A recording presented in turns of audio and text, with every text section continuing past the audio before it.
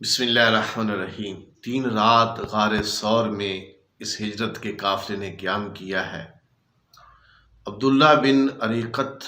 جو کہ مشرک تھا، سابقہ دین پر قائم تھا لیکن قابل اطمینان آدمی تھا، اس کو حضرت ابوبکر صدیق نے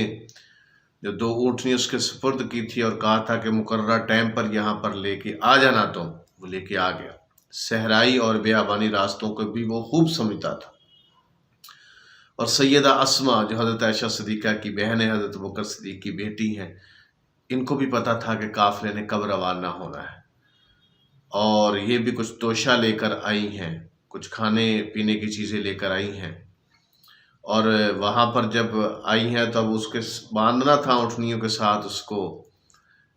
کچاوے کے ساتھ اس توشے کو، تو وہ باندھنے والی کوئی چیز ساتھ نہیں لے کر آئی، تو اپنا کمر بند جو ہے اس کے 2 حصے کیے ہیں۔ ایک حصے سے پھر اپنے کمر بند کو باندھا ہے، اپنے کپڑوں کو، اور دوسرا جو حصہ تھا اس سے وہ توشہ خانہ جو ہے وہ باندھا گیا ہے۔ اب یہ قافلہ چل پڑا ہے یہاں سے، یہ ہجرت جو ہو رہی ہے، مکہ کو الوداع کہا جا رہا ہے اور مدینہ کی طرف، یثرب کی طرف یہ قافلہ اب چل پڑا ہے۔ مکہ سے شمال سائڈ پر یثرب تھا اور جنوب سائڈ پر یمن تھا، تو اللہ کے رسول صلی اللہ علیہ وسلم نے جس طرح حکمت عملی کا مظاہرہ کیا تھا کہ جنوب سائڈ پر ہی جا کر آپ نے قیام کیا، 3 راتیں وہاں پر، اس طرح عبداللہ بن عریقت جو تھا اس نے بھی ایک دنائی کا کام کیا کہ وہاں سب سے پہلے معروف شارع کو چھوڑ کر، تجارتی شارع کو چھوڑ کر، سب سے پہلے ساحل سمندر کی طرف قافلے کو لے گیا اور وہاں سے پھر اس نے موڑ کر مدینہ کی طرف لانا تھا۔ قافلہ چل رہا ہے، تلاش تو 3 دن کی ہے اہل مکہ نے بڑے پرجوش طریقے سے۔ اب انہوں نے ایک انعام بھی رکھ دیا ہے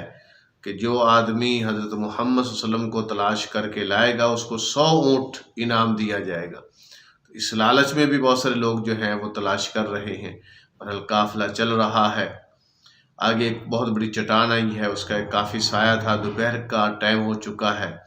تو حضرت ابوبکر صدیق نے مناسب سمجھا، عرض کی کہ یہاں کیوں نہ آرام آپ فرما لیں۔ آپ صلی اللہ علیہ وسلم وہاں آرام کے لیے جگہ صاف کی ہے، آپ آرام فرما رہے ہیں، آپ تھوڑا سا اوپر گئے ہیں دیکھنے کے لیے کہ دائیں بائیں سے کوئی آ نہ رہا ہو، تو دیکھا تو ایک چرواہا جو ہے وہ آ رہا ہے، وہ بھی وہیں سے اسی چٹان کے سائے میں خود بھی اور اپنے بکریوں کو بٹھانا چاہتا تھا۔ اس سے پوچھا ہے کہ میاں اجازت ہو تو آپ کی بکریوں سے کچھ دودھ لے لیں؟ اس نے اجازت دی ہے، کہا یہ ذرا تھن وغیرہ صاف کر دو۔ دودھ پیا ہے خود بھی، اور ایک برتن تھا چمڑے کا جو کہ وضو کے لیے رکھا تھا، اس میں دودھ ڈال کر بھی رکھ دیا ہے۔ جب نبی صلی اللہ علیہ وسلم بیدار ہوئے ہیں تو آپ نے پیش کیا ہے، اور اللہ کے رسول نے دعائیں دی ہیں حضرت ابوبکر صدیق کو۔ بہرحال یہ قافلہ وہاں سے پھر چل پڑا ہے۔ حضرت ابوبکر صدیق جو ہیں وہ پیچھے بیٹھے ہوئے ہیں، اور بال بھی کچھ سفید ہیں، بزرگی زیادہ ہے، عمر میں زیادہ لگتے ہیں، حالانکہ ہیں 2-3 سال چھوٹے نبی پاک صلی اللہ علیہ وسلم سے، لیکن عمر میں زیادہ لگتے تھے حضرت ابوبکر صدیق۔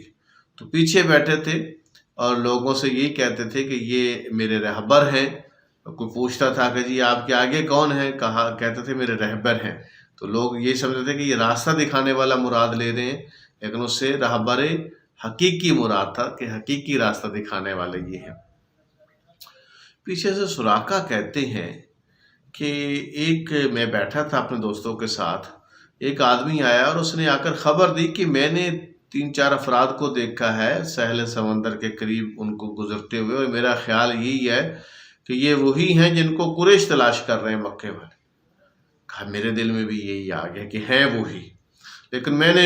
غلط بیانی سے کام لیا۔ سراقہ بن مالک خود بیان کرتے ہیں کہ میں نے کہا کہ نہیں، تم نے جن کو دیکھا ہے وہ تو تھوڑی دیر پہلے یہاں سے گزرے تھے، فلاں فلاں تھے، میں ان کو جانتا ہوں، تو یہ وہ تھے، یہ قریش جن کو تلاش کر رہے ہیں یہ وہ لوگ نہیں تھے۔ بیٹھا بھی رہا اس مجلس میں تاکہ ان کو شک نہ پڑ جائے کہ یہ خود اب ان کے پیچھے نکل گیا ہے تلاش کرنے کے لیے۔ تو بیٹھنے کے بعد جب میں معمول کے مطابق گھر آیا، وہاں سے میں نے جلدی اپنی خادمہ سے کہا کہ فلاں جگہ پہ میں جا رہا ہوں، بیک سائڈ سے نکلا ہوں، اور وہاں پر تم گھوڑے کو لے کے آ جانا۔ وہ تیز رفتار گھوڑا جو ہے وہ وہاں پر لائی ہے، تیز رفتاری کے ساتھ وہاں پر وہ گھوڑے کو لے کے آئی ہیں جلدی، اور میں اس کے اوپر سوار ہوں اور وہ تیزی سے چلا ہے، راستے میں دوڑا ہے اور راستے میں ایک دفعہ گرا ہے۔ گرنے کے بعد جب میں نے قسمت کے تیروں کو نکالا ہے کہ مجھے یہ سفر جاری رکھنا چاہیے یا نہیں رکھنا چاہیے، تو وہ تیر نکلا ہے جو کہتا تھا کہ آپ کو یہ سفر جاری نہیں رکھنا چاہیے، لیکن پھر بھی میں تو ظاہر 100 اونٹ کا لالچ تھا مجھے، میں پھر دوڑ پڑا، اور آگے جیسے ہی قافلہ قریب تھا تو میرے جو گھوڑا تھا اس کے اگلے دونوں پاؤں زمین میں دھنس گئے، میں پھر گرا، اور پھر میں نے وہی عمل کیا، تیروں کو نکالا، اور تیروں میں وہی تیر نکلا جو کہتا تھا کہ آپ کو یہ سفر جاری نہیں رکھنا چاہیے۔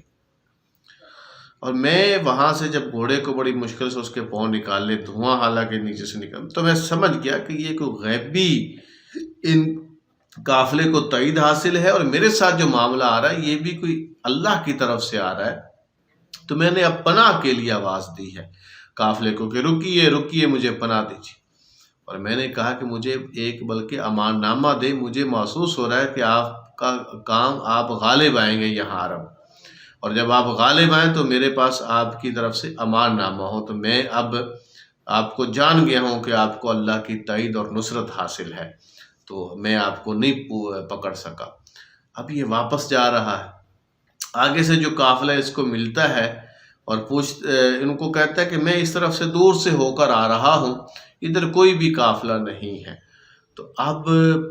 جو پکڑنے آیا تھا، تعاقب کرنے آیا تھا، اب وہ محافظ بن گیا ہے ایک قسم کا، اور ان کو بھی واپس کر رہا ہے۔ برحال یہ قافلہ چلتا چلتا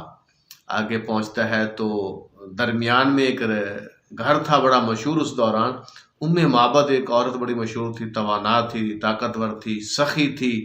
آنے جانے والوں کو روٹی پانی پوچھا کرتی تھی، اور ان کی خدمت کرتی تھی مسافروں کی، تو بڑی شہرت تھی اس کی، اچھی شہرت تھی۔ تو اس کا جب خیمہ آیا ہے راستے میں، تو حضرت ابوبکر صدیق نے اور نبی صلی اللہ علیہ وسلم نے اس سے پوچھا ہے کہ معبد کچھ ہے کھانے پینے کے لیے؟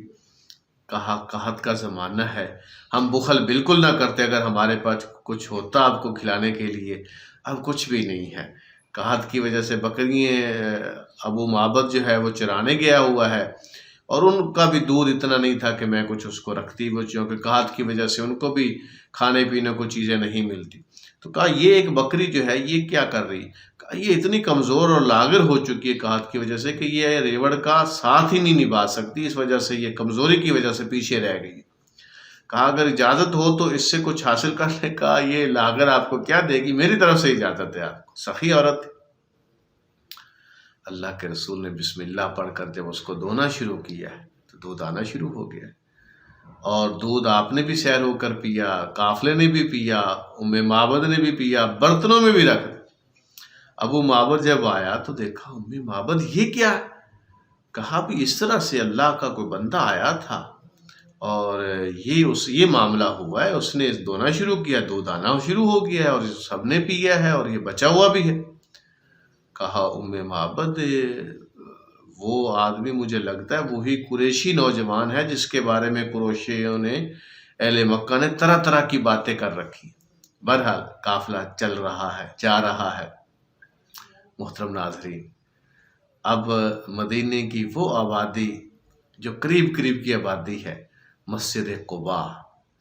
مسجد قباء آج جہاں پر موجود ہے، یہ قباء کا علاقہ ہے، یہاں اللہ کے رسول صلی اللہ علیہ وسلم آ چکے ہیں، یہاں مسلمانوں کی بستی موجود ہے، یہاں آپ نے قیام کیا ہے۔ اس سے پہلے ایک قافلہ آ رہا تھا شام سے، مسلمانوں کا بھی یہ قافلہ تھا، حضرت سعد بن ابی وقاص کی قیادت میں تھا، تو وہاں سے مسلمانوں نے شام سے واپس آ رہے تھے، تو دیکھا کہ اللہ کے رسول اور حضرت ابوبکر صدیق تو کچھ انہوں نے کپڑے بھی پیش کیے خدمت میں کہ یہ جی آپ پہن لیجئے گا۔ اس قافلے نے، تجارتی قافلہ تھا وہ، اس سے بھی ملاقات آپ صلی اللہ علیہ وسلم کی ہوئی ہے۔ تو بہرحال وہاں پہ جب پہنچے ہیں، وہاں پہ قیام کیا ہے، لوگ بہت خوش ہیں، لوگ زیارت کے لیے آ رہے ہیں، اور لوگ تکبیر کے نعرے بلند کر رہے ہیں، اور وہ ان کی جو مراد تھی، ایک یہودی اوپر چڑھا ہوا تھا، عام طور پر یہ قبا والے اور آس پاس اور مدینے والے یہ روزانہ پہاڑیوں پہ چڑھ جاتے تھے، انتظار کرتے تھے کہ اللہ کے رسول جو ہیں انہوں نے آنا ہے، تو ان کو پتہ اطلاع ہو چکی تھی کہ وہاں سے نکل چکے ہیں مکہ سے آپ صلی اللہ علیہ وسلم، لیکن نہیں شام ہوتی گھر کو چلے جاتے. تو ایک یہودی نے اطلاع دی کہ اے مدینے والو، اے یثرب والو، تمہاری مراد جو ہے وہ آ رہی ہے. اس نے سب سے پہلے دیکھا ہے قافلے کو. تو تکبیر ہے، تحلیل ہے، زیارت کے لیے لوگ آ رہے ہیں. حضرت بکر صدیق اسی طرح بزرگ پہلے ابتداء میں وہی سمجھتے تھے کہ حضرت محمد صلی اللہ علیہ وسلم حضرت بکر صدیق ہیں، لیکن جب دھوپ آئی ہے اور آپ نے چادر کا سایہ کیا ہے اور خادم کی حیثیت سے کھڑے ہوئے تو سب کو پتہ چلا، جو نہیں جانتے تھے کہ حضرت محمد صلی اللہ علیہ وسلم یہ ہیں اور یہ آپ کے ابو بکر صدیق آپ کے صحابی ہیں. تو وہاں پہ 4 دن کا بھی آتا ہے، 13 دن کا بھی، 24 دن کا بھی آپ کا قیام ہے. اور سب سے پہلی مسجد جو ہے وہ آپ نے یہ تعمیر کی ہے، مسجد قباء. اس کو اسلام کی پہلی مسجد ہونے کا شرف حاصل ہے، جو حضرت محمد صلی اللہ علیہ وسلم نے اپنے ہاتھوں سے جس کی تعمیر کی ہے اور تقوی کی بنیاد پر جس کی تعمیر، جس کا ذکر قرآن میں بھی ہے خود، کہ وہ مسجد جس کی بنیاد تقوی پر اللہ نے، جس کی بنیاد تقوی پر ہے اور جہاں پاک لوگ رہتے ہیں، تو اس کا ذکر یہاں پر موجود ہے. بہرحال وہ ہستی جس کا نام حضرت علی المرتضیٰ رضی اللہ تعالیٰ عنہ ہے، وہ جو رات کو بے خوف و خطر سوئے تھے وہاں پر اس بستر پر جس پر حملہ کرنا تھا مکے والوں نے، وہ بھی وہاں پر جو امانتیں اللہ کے رسول نے ان کے سپرد کی تھی، جو معاملات ان کے سپرد کیے تھے، وہ امانتیں ان لوگوں کو لوٹا کر اور وہاں سے یہ پیدل چلی ہے. یہ ہستی حضرت علی مرزا کی ذات پیدل چلے ہیں وہاں سے، اور پیدل چلتے چلتے چونکہ حضرت محمد صلی اللہ علیہ وسلم کا قیام تھا مدینہ سے پہلے ہی، تو آپ رضی اللہ تعالیٰ عنہ بھی وہاں پر آ کر